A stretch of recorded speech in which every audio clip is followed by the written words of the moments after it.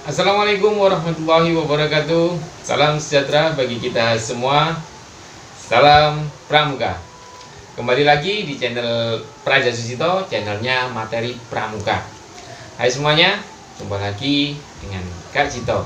Kali ini kakak akan membagikan sebuah materi tentang susunan RT sampai dengan tingkat kecamatan. Sebelum kita menuju ke materinya, saya ingatkan kembali bagi yang belum subscribe, silakan ditekan tombol merah yang ada di bawah sampai menjadi warna abu-abu. Itu tandanya kalian sudah subscribe.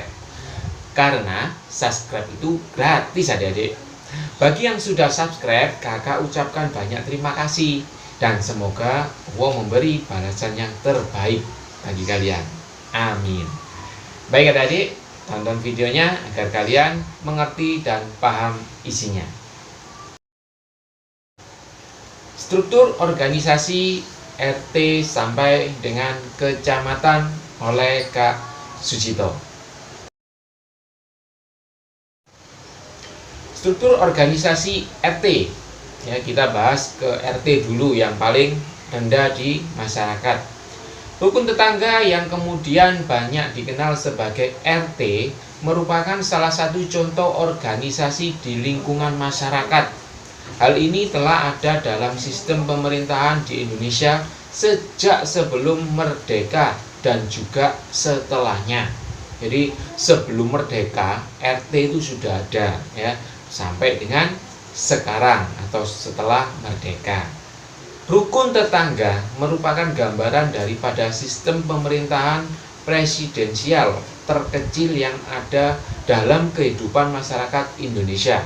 Setiap wilayah Indonesia dalam pengertian daerah otonom memiliki RT yang tujuannya sebenarnya ialah menjadi tangan panjang dari tugas yang diberikan kepada desa, RW yang kemudian disampaikan dalam masyarakat, dalam rukun tetangga, dalam sebuah sistem pemerintahan menggabungkan diri untuk menjadi rukun warga. Jadi dari RT itu menjadi satu, yaitu rukun warga atau RW. Sehingga dalam suatu RW biasanya terdiri antara 4 sampai dengan 5 RT atau bahkan bisa lebih yang sesuai dengan luas wilayah desa atau kepadatan penduduknya, ya. Kalau di tempatnya Kak Cito itu ada 31 RT dalam satu RW.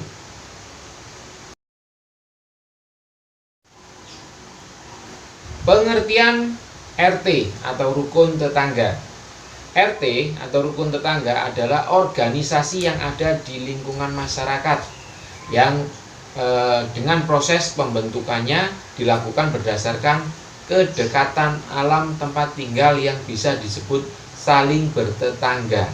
Sehingga dalam hal ini setiap anggota-anggota RT terdiri dari para kepala keluarga yang saling bertetangga satu sama lainnya. Jadi kalau rumah kalian ada di kampung, itu ada kepala keluarga, ya, itu bisa dijadikan satu RT. Pokoknya dalam satu RT itu ada beberapa kepala keluarga, nanti kita bahas di berikutnya, ya. Terus sehingga dalam hal ini setiap anggota RT terdiri dari para kepala keluarga yang saling bertetangga satu sama lainnya, ya.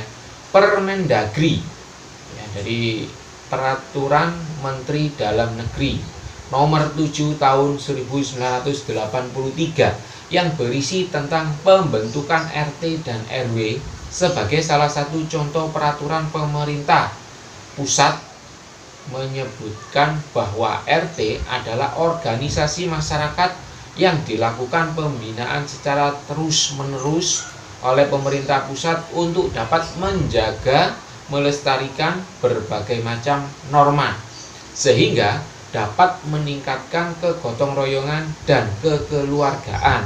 Dalam aturan ini juga disebutkan bahwa dalam setiap pembentukan RT memiliki syarat utama yakni minimal terdiri dari 30 kepala keluarga atau 30 kakak ya. Jadi yang disebut kakak tadi, satu RT itu minimal 30 keluarga.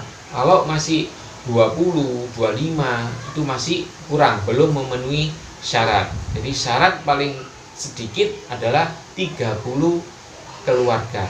Kalau 35 bagaimana, Kak? Boleh ya. Jadi 35 boleh, itu satu RT. Jadi untuk pemekaran ya, contoh kamu ikut RT 1. Berhubung dulu itu masih 30 keluarga, jadi dibentuk satu RT. Nah, setelahnya setelah beberapa tahun di kampung kamu itu penduduknya sangat padat. Ada 65 sampai 70 kepala keluarga. Berarti bisa ada pemekaran menjadi 2 RT karena ada lebih dari 30 kepala keluarga. Tugas rukun tetangga atau RT. Adapun untuk beberapa tugas dan fungsi adanya rukun tetangga dalam kehidupan masyarakat antara lain adalah sebagai berikut. 1. Membina kerukunan hidup. Tugas utama dibentuknya RT dalam lingkungan masyarakat adalah untuk melakukan pembinaan dalam kerukunan hidup yang ada di antara tetangga-tetangga yang saling berdampingan. Hal ini sangatlah penting mengingat salah satu contoh identitas nasional adalah menjaga toleransi antara masyarakat yang ada. Kedua, membentuk program kerja. Setiap RT yang ada dalam masyarakat mempunyai pengurus yang kemudian dari pengurus tersebut mengagendakan program kerja agar kebermanfaatannya terus terjaga. Salah satu program kerjanya misalnya program kebersihan lingkungan, pemeliharaan jalan dan selokan, dan peringatan hari ulang tahun kemerdekaan Republik Indonesia. Tugas lain yang dimiliki RT adalah membantu segala proses kelancaran dalam administrasi kependudukan. Dalam hal ini misalnya soal pengurusan kartu keluarga yang harus dimiliki setiap orang. Selain itu juga membantu pengurusan dalam kartu tanda penduduk atau KTP ya. Berdasarkan penjelasan di atas sangatlah jelas bahwa setiap masyarakat yang menjadi anggota RT harus mematuhi segala bentuk peraturan yang ada. Dalam artian setiap warga yang bertempat tinggal di lingkungan RT harus mencatatkan diri sebagai penduduk RT setempat. Sehingga kalau ada warga baru harus melaporkan diri kepada ketua RT. Jika ada tamu yang bermalam juga harus melaporkan diri dengan menunjukkan kartu tanda penduduk dan menyampaikan tujuan bertamunya pada pengurus RT setempat. Hal ini untuk menghindari terjadinya hal-hal yang tidak diinginkan, misalnya ancaman kejahatan. Nah, jadi kalau kalian mau bertamu ke rumah saudaramu, kamu menginap ya 1 kali 24 jam atau sehari, itu wajib untuk lapor ke Pak RT. Pak RT, saya nginep di rumahnya contoh si A ya, Bapak si A atau Bapak si B. Jadi kamu di situ diketahui oleh RT. Takutnya kamu nanti dianggap teroris kalau tidak laporan ya. Sekarang kan zamannya seperti itu. Jadi harus kalian harus laporan ya. Paling penting adalah laporan. Contoh rukun tetangga atau RT. Adapun untuk contoh yang berkaitan dengan tugas dan wewenang rukun tetangga RT, dalam hal ini misalnya saja ketika ada resepsi pernikahan, setiap RT atau rukun tetangga melakukan pencatatan mengenai anggota baru dalam keluarganya. Selain itu, RT juga memberikan izin tentang kelayakannya diterima masyarakat atau tidak. Tentu saja proses ini harus mendengarkan aspirasi setiap masyarakat yang ada di lingkungan tersebut. Nah, di situ adik-adik bisa lihat ya susunan organisasi rukun tetangga berdasarkan Permendagri nomor 18 tahun 2018. Yang paling tinggi adalah yang berwarna biru, ketua. Terus di bawahnya lagi ada wakil ketua. Terus sebelah kanan itu ada sekretaris dan sebelah kiri ada bendahara. Di bawah sekretaris ada wakil sekretaris. Terus lanjut dari ketua, wakil, bendahara, sekretaris ada yang namanya seksi pembangunan dan kesejahteraan sosial yang berwarna biru, yang berwarna merah seksi keamanan dan lingkungan hidup. Lanjut warna hijau ada seksi pemberdayaan perempuan, tata laksana rumah tangga atau biasa disebut dengan PKK. Terus warna oranye seksi pemuda, olahraga dan seni budaya. Rukun warga atau RW. Ya, sekarang kita menginjak ke organisasi rukun warga atau RW. Rukun warga atau RW adalah istilah pembagian wilayah di bawah kelurahan. Ya, jadi setelah kelurahan itu ada RW.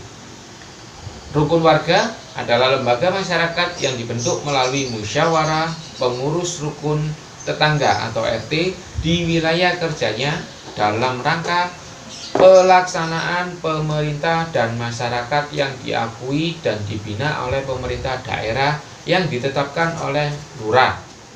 Rukun warga atau RW merupakan lembaga masyarakat yang diakui dan dibina oleh pemerintah untuk memelihara dan melestarikan nilai-nilai kehidupan bermasyarakat Indonesia yang berdasarkan kegotong royongan dan kekeluargaan serta untuk membantu meningkatkan kelancaran tugas pemerintahan, pembangunan, dan kemasyarakatan di kelurahan. Setiap RT sebanyak-banyaknya terdiri dari minimal 10 KK dan maksimal 50 KK di setiap RT, dan setiap RW sebanyak-banyaknya terdiri dari minimal 3 RT dan maksimal 10 RT atau melihat jumlah kepadatan penduduknya atau luas wilayahnya yang disebut Kak Jito yang tadi. Jadi satu RW itu bisa banyak RT. Susunan organisasi rukun warga atau RW berdasarkan Permendagri nomor 18 tahun 2018 ya, hampir sama persis dengan RT ya. Ada ketua, wakil ketua, sekretaris, wakil sekretaris, bendahara, dan paling bawah itu ada seksi pembangunan dan kesejahteraan sosial, seksi keamanan dan lingkungan hidup, seksi pemberdayaan perempuan, tata laksana rumah tangga, dan seksi pemuda dan olahraga serta seni budaya ya. Jadi sama susunannya persis dengan susunan organisasi RT. Pengertian kelurahan. Sekarang kita menginjak ke kelurahan. Dapat kita ketahui bersama bahwa pengertian dari kelurahan merupakan gabungan dari beberapa rukun warga yang membentuk suatu daerah teritorial bersama demi melancarkan perekonomian maupun hubungan antar masyarakat sendiri. Sehingga pembentukannya pun sudah dijelaskan dalam peraturan pemerintah. Kelurahan adalah wilayah kerja lurah sebagai perangkat daerah, kabupaten atau kota. Kelurahan dipimpin oleh seorang lurah yang berstatus sebagai pegawai negeri sipil ya, atau PNS. Kelurahan berada di wilayah perkotaan. Kelurahan memiliki tugas menyelenggarakan pemerintahan, pembangunan, dan penyelenggaraan urusan pemerintah di wilayahnya. Kelurahan merupakan wilayah gabungan dari beberapa rukun warga atau RW. Pemerintahan di tingkat desa dan kelurahan merupakan unsur pemerintahan yang berhubungan langsung dengan masyarakat. Kelurahan adalah pembagian wilayah administratif di Indonesia di bawah kecamatan dalam konteks otonomi daerah di Indonesia. Kelurahan merupakan wilayah kerja lurah sebagai perangkat daerah, kabupaten atau kota. Dengan begitu, pembagian wilayah serta pembagian kerjanya juga jelas. Fungsi kelurahan. Kelurahan mempunyai fungsi yaitu sebagai berikut. A. Koordinator jalannya pemerintahan. B. Pembina di masyarakat. C. Meningkatkan partisipasi masyarakat dengan gotong royong. D. Membina ketentraman dan ketertiban umum. Nah, di situ kalian juga bisa lihat ya sekarang organisasi kelurahan. Jadi tingkat kelurahan ya, setelah RT, RW naik lagi ke kelurahan. Di situ ada kolom yang paling atas adalah lurah. Bawahnya ada kelompok jabatan fungsional, terus ada sekretaris lurah. Jadi kalau Pak Lurah tidak ada, cukup bisa ke sekretaris lurah ya. Nanti contoh bisa minta tanda tangan atau yang lainnya. Terus di bawahnya lurah ada kepala seksi pelayanan umum, terus kepala seksi kesejahteraan masyarakat, kepala seksi pemberdayaan masyarakat dan pembangunan. Yang terakhir, kepala seksi pemerintahan, ketentraman dan ketertiban umum. Perintah nomor 17 tahun 2018 tentang kecamatan disebutkan bahwa kecamatan adalah sebuah perangkat daerah, kabupaten atau kota sekaligus penyelenggara pemerintahan umum ya. Jadi tingkat kecamatan itu di atasnya kelurahan. Terus yang di bawahnya kelurahan ada RW dan RT. Tugas kecamatan. Kecamatan mempunyai tugas melaksanakan sebagian kewenangan pemerintah kabupaten di wilayah kerjanya yang mencakup bidang pemerintahan, ekonomi, pembangunan, kesejahteraan rakyat dan pembinaan kehidupan masyarakat serta urusan pelayanan umum lainnya yang diserahkan bupati. Fungsi kecamatan.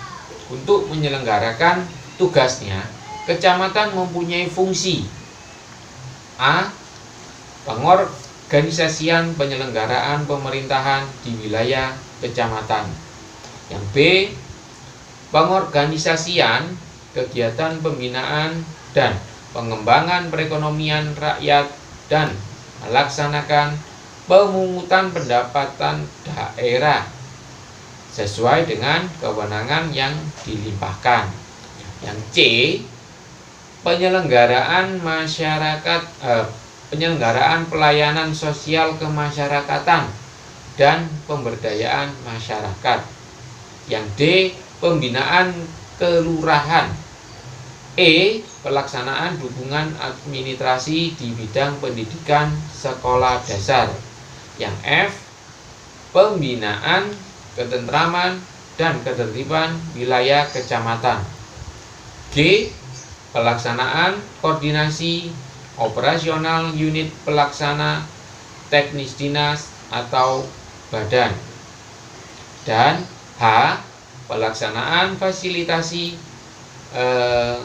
kegiatan pembangunan dan pengembangan partisipasi masyarakat. Struktur organisasi kecamatan. Itu paling tinggi ada camat atau dipimpin oleh seorang bapak camat biasanya. Ya, Bu Camat juga ada ya. Jadi seorang camat itu tidak harus laki-laki dan tidak harus perempuan. Yang memumpuni di bidangnya bisa di kecamatan. Terus ada bawahnya lagi kelompok jabatan fungsional, di kelurahan juga ada tadi. Terus sekretariat, di bawahnya sekretariat ada sub bagian umum dan pegawaian, dan sub bagian keuangan, perencanaan, evaluasi, dana, dan pelaporan. Di bawahnya tadi ada seksi pemerintahan, ketentraman, dan ketertiban umum, seksi pelayanan informasi dan pengaduan, seksi perekonomian dan pembangunan, dan seksi pemberdayaan masyarakat. Di situ tadi semuanya ada bawahnya lagi yang namanya kelurahan. Demikian adik-adik materi untuk pengisian SKU struktur organisasi dari tingkat RT sampai dengan kecamatan. Semoga bermanfaat dan menambah pengetahuan bagi kalian. Dan bagi adik-adik yang belum subscribe, kakak harap kalian tekan tombol subscribe-nya sampai berwarna abu-abu. Dan sampai jumpa di pertemuan selanjutnya. Wassalamualaikum warahmatullahi wabarakatuh. Salam Pramuka.